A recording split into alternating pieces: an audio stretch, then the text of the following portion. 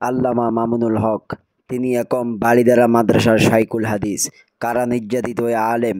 আজকে আল্লামা মামুনুল হক সাহেবকে এবং কারা নির্যাতিত আরেকজন আলেম মুফতি সাকায়েত হোসেন রাজি সাহেব, এই দুজনকে বালিদারা মাদ্রাসায় সংবর্ধনা দেওয়া হয়।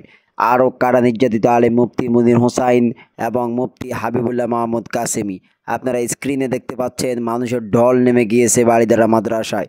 শীর্ষ ওলামায়ে কেরামের নেতৃত্বে আল্লামা মামুনুল হক সাহেব এবং মুফতি সাকায়েত হোসেন রাজি সাহেবকে সংবর্ধনা দেওয়া হয় এবং সেখানে ঘোষণা করা হয় মামুনুল হক সাহেব এখন থেকে বালিদারা মাদ্রাসার শাইখুল হাদিস। মরহুম আল্লামা নূর হোসেন কাসেমী রেখে যাওয়া এই প্রতিষ্ঠান এবার সঠিক মতে পথ চলতেছে। চলুন আমরা এখন আপনাদেরকে ভিডিও ক্লিপটি দেখাই। সেখানে মামুন সাহেব সরাসরি বক্তব্য দিয়েছেন, তার বক্তব্য ফুটে উঠেছে।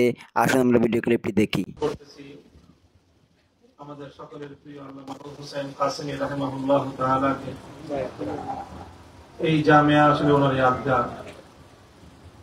এখানে কতবার আমি এসেছি এটা হয়তো জামিয়ার যারা পুরাতন ছাত্র তাদের কিছুটা ধারণা আছে, আমি না, এবং আমরা অনেকেই, এবং আমি অনেক অসংখ্যবার এখানে আসা হয়েছে হুজুরের সোহবতে বিভিন্ন বিষয়ে আলোচনা করার জন্য। আল্লাহ পাক রব্বুল আলামিন হযরত নূর হোসেন কাসেমী রাহিমাহুল্লাহ তাআলা কবরকে জান্নাতের বাগানে পরিণত করুন, আমিন। এবং তার রেখে যাওয়া সেই নুরানি আদর্শের উপরেই তার পরবর্তী উত্তরাধিকারীদেরকে আল্লাহ পাক সাবেত কদম রাখেন, আমিন। এরপরে শুকরিয়া আদায় করতেছি আমি আজকে ইন্তেজামিয়াকে, আমাদের কারাগারের দীর্ঘদিনের সহযোদ্ধা এবং আসলে আমাদের কারা জীবনে দীর্ঘ সময় আমরা এক একজন এক এক ভাবে পরস্পরের এমন এক আত্মার বন্ধনে আমরা একত্রিত হয়েছি, আত্মার বন্ধনে আবদ্ধ হয়েছি।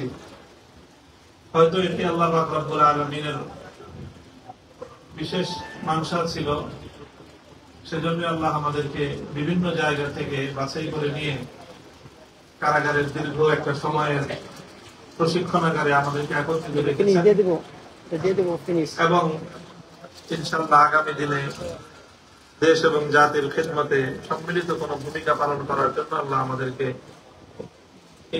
ইশারা দিয়েছেন। এখন বাকিটা যদি আমরা বুঝে চলতে পারি ইনশাআল্লাহ আমাদেরকে সেই মাকসাদ হাসিল করার তৌফিক দান করবেন।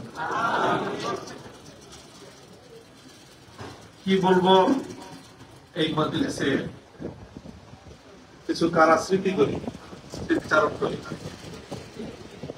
এলোমেলো কিছু কথা বলবো, খুব গোছানো কোনো কথা হয়তো আজকে হবে না।